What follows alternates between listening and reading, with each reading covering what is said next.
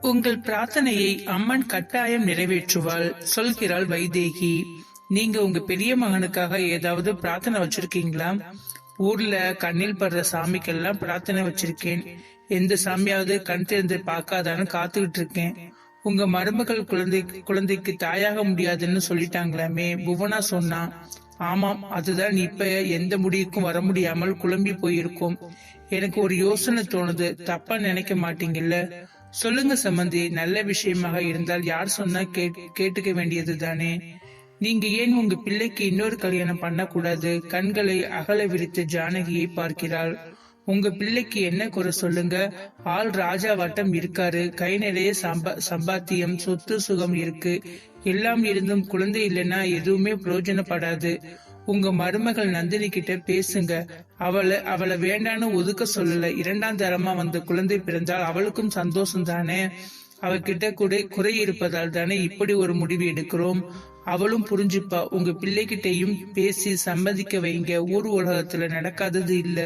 குழந்தைக்காக இன்னொரு கல்யாணம் பண்ணிக்கிறது சகஜம்தான்.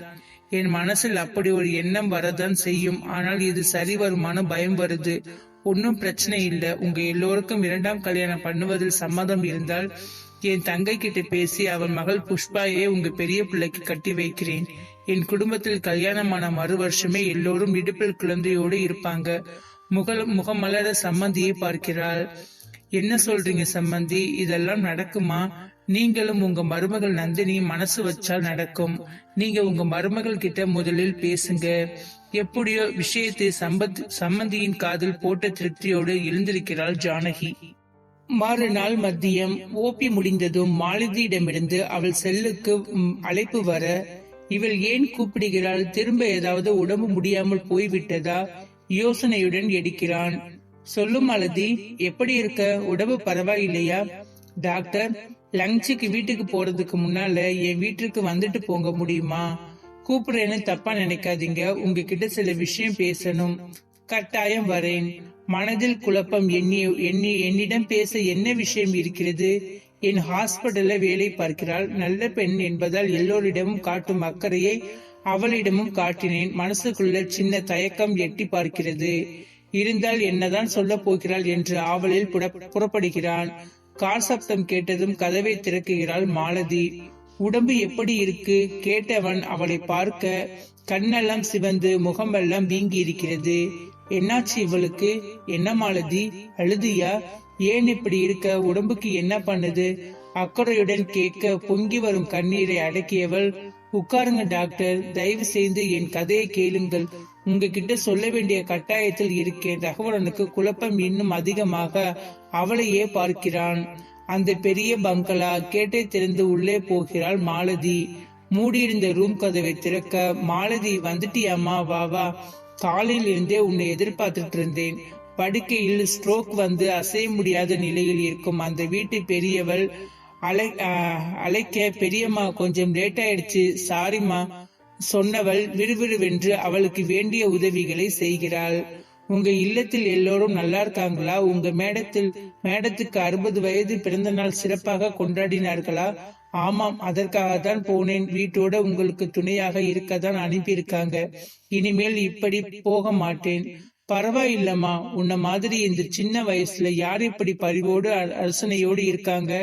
என் மகன் கிட்ட சொல்லி உன் கல்யாணத்துக்கு நிறைய செய்ய சொல்றேன். இருக்கட்டுமா, இந்த அனாதைக்கு கல்யாணம் ஆகும்போது பார்ப்போம். அனாதை இல்லத்தில் வளர்ந்த எனக்கு உங்கள் மாதிரி பெரியவங்க ஆதரவு கிடைச்சதே பெரிய விஷயம், சொல்லுகிறாள் மாலதி. அருகில் இருக்கும் மேன்சலில் தங்கி வேலைக்கு போய் வந்து கொண்டிருந்த கிரிதரன் 1 மாதமாக மாலதியை கவனிக்கிறான். பக்கத்து பங்களாவில் இருக்கும் பெண் என்ன ஒரு அழகு! சுடிதார், புடவை எது போட்டாலும் அழகாக இருக்கிறாள். வாசலில் எப்போது 2 கார் நிற்கிறது. அவள் அண்ணன் போல் இருக்கிறது என நினைத்து கொண்டான். மேலும் அவர் கிரானைட் ஃபேக்டரி வைத்திருப்பதாக கேள்விப்பட்டான். மாலதியை நேரில் சந்திக்கும் சந்தர்ப்பம் கிரிதனுக்கு ஒரு நாள் கிடைத்தது.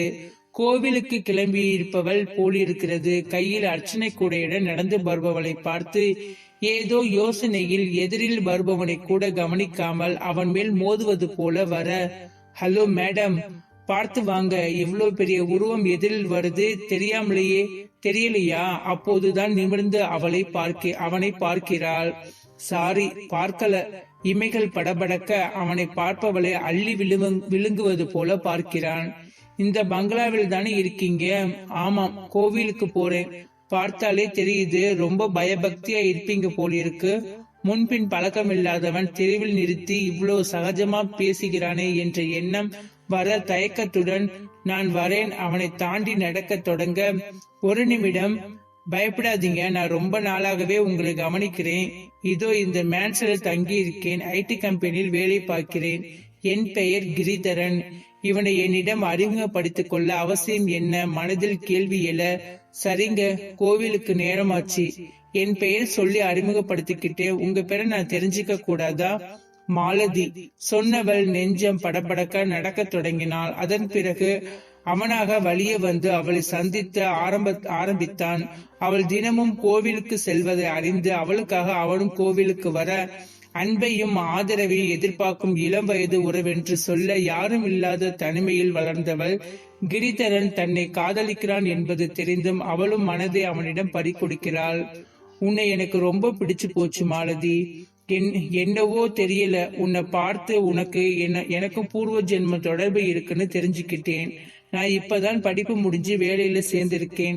கூடிய சீக்கிரம் நல்ல வேலை கிடைச்சி கோயம்புத்தூருக்கு போயிடுவேன். அப்புறம் அப்பா அம்மா கிட்ட சொல்லி உன்னை என் மனைவியாக்கிறேன் மாலதி. அவள் கைப்பிடித்து அன்போடு சொல்கிறான். கோயம்புத்தூரில் பெரிய கம்பெனியில் நல்ல சம்பளத்தோடு வேலை கிடைச்சாச்சு. எப்ப கிளம்ப போற கிரி? அவனுடன் தங்கியிருந்த சக நண்பன் கேட்க, அடுத்த வாரத்தில் கிளம்பணும். பரவாயில்லை, உனக்கு அதிர்ஷ்டம் நிறையவே இருக்கு. அப்புறம் கேட்கணும்னு நினைச்சேன், பக்கத்தில் பங்களாவில் வேலைக்கு இருக்கும் பெண்ணுடன் உன்னை பார்த்தேன், உனக்கு தெரிஞ்சவளா? அதிர்ச்சியுடன் அவனை பார்க்கிறான். அந்த பெண் அங்கு வேலை பார்ப்பவளா? எனக்கு தெரியாது, அடிக்கடி பார்ப்பதால் பேசினேன், சமாளிக்கிறான்.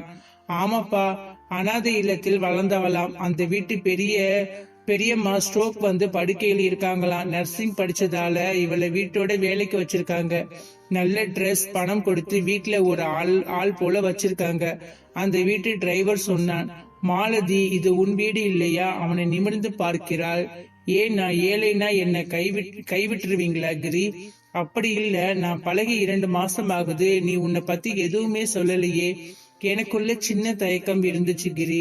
உங்க அன்பு உண்மையானதாக இருந்தா அதன் பிறகு என்னை பற்றி சொல்லலாம்னு இருந்தேன். நான் இந்த பங்களாவில் இருப்பதால் இது என் வீடு இல்லை. நான் அனாதை இல்லத்தில் வளர்ந்தவள். அம்மா அப்பா என்று யாரும் தெரியாதவள். அவங்க தயவுல நர்சிங் படிச்சதால அவங்க பெரியம்மாவுக்கு உதவியாக இருக்க அனுப்பி வச்சாங்க. என் வாழ்க்கையை நான் தானே தேடிக்கணும், எனக்கு யாரும் இல்ல. உங்க பழக்கம், அன்பு, என் மேல் காட்டிய அக்கறை, சத்தியமா சொல்றேன் கிரி, உங்களை கைப்பிடிச்சு உங்களோட வாழணுங்கிற ஆசை அதிகமாயிடுச்சு. இப்ப என்னை பத்தி சில விபரம் எல்லாம் சொல்லிட்டேன். இப்ப சொல்லுங்க கிரி, நம் காதல் உண்மையானது தானே?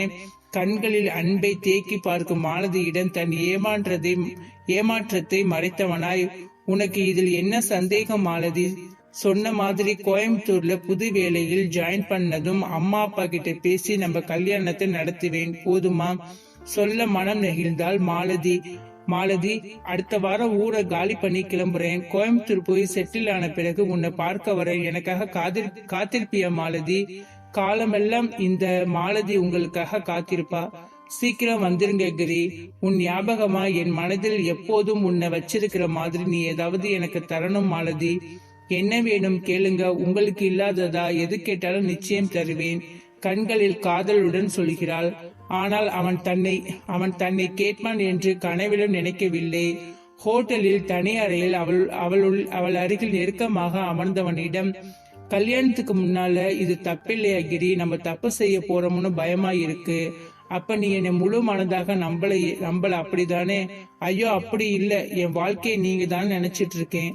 அப்படி என்ன மாலதி, நமக்குள்ள ஏற்பட போற இந்த பிணைப்பு நிச்சயம் நம்மை ஒன்று சேர்க்கும். தன்னோடு சேர்ந்து தழுவுகிறான் கிரி. கோயம்புத்தூர் வந்துட்டேன் மாலதி, இங்கே வேலை பிஸியா இருக்கும். இன்னும் 10 நாள்ல அங்க வந்துடுவேன். அவனிடமிருந்து போன் வர நம்பிக்கையுடன் காத்திருக்கிறாள் மாலதி. நாட்கள் நகர, தலை சுற்றல், வாந்தி வர, மனதில் பயம் துளிர்கிறது. கிரியை தொடர்பு கொண்டால் போன் சுவிட்ச் ஆஃப் ஆக இருக்கிறது. தவிக்கிறாள். மனதுக்குள் அழுது புலம்புகிறாள். விஷயம் வெளியே தெரிஞ்சு அவளுக்கு ஆதரவு தந்த பெரியம்மாவோ ஒழுக்கம் கெட்டவள் என்று வீட்டை விட்டு துரத்த, அவள் வளர்ந்த இல்லத்திலேயோ இனி நீ இங்கே இருக்கிற லாய்க்கில்ல, உன் வழியை நீ பார்த்துக்கொள் என்று கைவிரிக்கிறார்கள். கிரித்தனன் தன்னை ஏமாற்றி விட்டான் என்று முழுமையாக உணர்ந்த பிறகு வாழவே இஷ்டமில்லாமல் உயிர் விட துணியும் போது நல்லவர் ஒருவரால் காப்பாற்றப்பட்டு வாழ்க்கை எப்படிப்பட்டியோ சென்று ஒரு குழந்தைக்கு தாயாகி வாழ வழி தேடி ஊர் ஊராக திரிந்து இப்போது இங்கே. இதற்கெல்லாம் காரணம் உங்க தம்பி கிரி. யாரு எங்கே இருக்காரு எதுவுமே தெரியாமல் என் வாழ்க்கையை பறிகொடுத்து அப்பன் பேர் தெரியாதவனா என் பிள்ளை வளர நான் செய்த பாவம் என்ன சொல்லுங்க டாக்டர். நான் தான் அடையாளம் இல்லாமல் அனாதை என்று அடைமொழியோடு வாழ்ந்தேன். என் பிள்ளைக்கு அதே நிலைமை வரணுமா? அழுகையுடன் சொல்ல திக்பிரமை பிடித்தவனாய் அப்படியே அமர்ந்திருக்கிறான் ரகு. கடவுளே, கிரி என்ன காரியம் செய்திருக்கிறான்? ஒரு பெண்ணை நம்ப வைத்து ஏமாற்றும் குணம் இவனுக்கு எப்படி வந்தது? அப்பா அப்படியா எங்களை வளர்த்தார்? கிராமத்தில் மரியாதை கௌரவத்துடன் வாழும் குடும்பம். இது மட்டும் தெரிந்தால் அப்பா துடிதுடித்து போய்விடுவார். என் மகனா இப்படி ஒரு காரியம் செய்தான் என்று கூனி குறுகி போய்விடுவாரே. கடவுளே, இவள் கதை தெரிந்தால் நான் இப்போது என்ன செய்ய போகிறேன்? மாலதி, பிளீஸ் அழாத. என் தம்பி இவ்வளவு பெரிய பாதகம் செய்திருக்கின்றான். அதுக்காக நான் வெக்கப்படுகிறேன், வேதனைப்படுறேன். உன்கிட்ட மன்னிப்பு கேட்கிறேன். உன்கிட்ட நானும் எதையும் மறைக்கவும் விரும்பல. அவன் உன்னை காதலித்த விஷயம் எனக்கு தெரிந்திருந்தால் நிச்சயம் உன்னை அவனுக்கு கல்யாணம் செய்திருப்பேன். என்கிட்ட அவன் எதையுமே சொல்லல. இப்ப 2 குழந்தைகளோட மனதில் எந்த குற்ற உணர்வும் இல்லாமல் வாழ்ந்துட்டு இருக்கான். என் அப்பா அருமையாக 2 பிள்ளைகளை பெற்றோம். நான் பெயர் சொல்லும்படி கௌரவமாக வாழ்ந்துட்டு இருக்கோம்னு மனதளவில் பெருமிதம் பொங்க வாழ்ந்துட்டு இருக்கார். ஆனா